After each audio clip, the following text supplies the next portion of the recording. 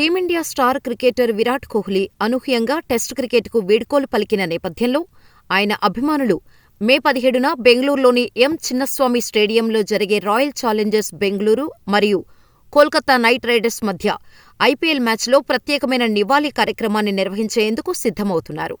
ఈ సందర్భంగా అభిమానులు వైట్ జెర్సీ ఫర్ విరాట్ అనే ప్రచారాన్ని ప్రారంభించారు.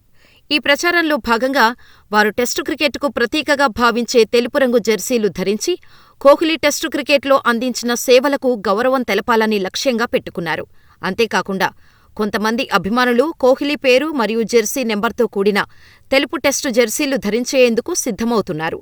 ఈ విధంగా స్టేడియం మొత్తం తెలుపు రంగుతో నిండిపోయేలా చేసి కోహ్లీకి ఒక ప్రత్యేకమైన వీడ్కోలు ఇవ్వాలని వారు భావిస్తున్నారు. ఈ మ్యాచ్ ఐపీఎల్ 2025 సీజన్లో విరామం తర్వాత మొదటి మ్యాచ్ కావటం మరియు కోహ్లీ తన ఐపీఎల్ హోమ్ గ్రౌండ్లో ఆడుతున్న సందర్భంలో ఈ నివాళి మరింత ప్రాధాన్యతను సంతరించుకుంది. కోహ్లీ టెస్టు క్రికెట్లో చేసిన అపూర్వ కృషికి ఇది అభిమానుల నుండి ఒక గౌరవప్రదమైన గుర్తింపు.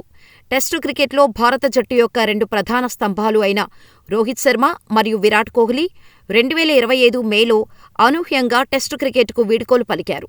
ఈ ఇద్దరు ఆటగాళ్లు తమ కెరీర్లో భారత క్రికెట్కు అపూర్వమైన సేవలు అందించారు.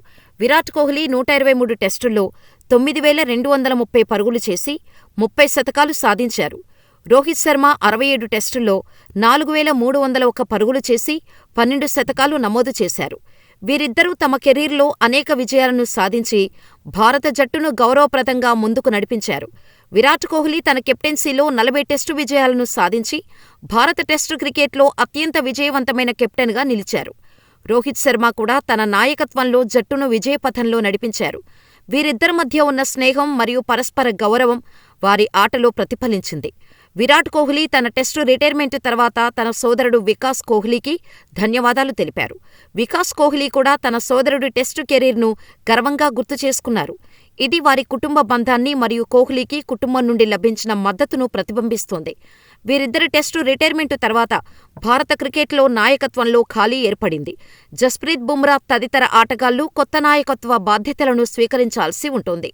వీరిద్దరి రిటైర్మెంట్కు సంబంధించి బీసీసీఐపై సరైన వీడ్కోలు కార్యక్రమాలు నిర్వహించకపోవటం వల్ల విమర్శలు వచ్చాయి.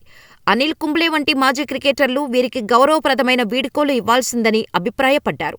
వీరిద్దరి టెస్టు రిటైర్మెంట్ భారత క్రికెట్లో ఒక శకం ముగిసినట్టు సూచిస్తోంది. వీరిద్దరూ తమ ఆటతో, నాయకత్వంతో మరియు వ్యక్తిత్వంతో భారత క్రికెట్ను గౌరవప్రదంగా ముందుకు నడిపించారు. వీరిద్దరి సేవలను అభిమానులు ఎప్పటికీ మర్చిపోలేరు.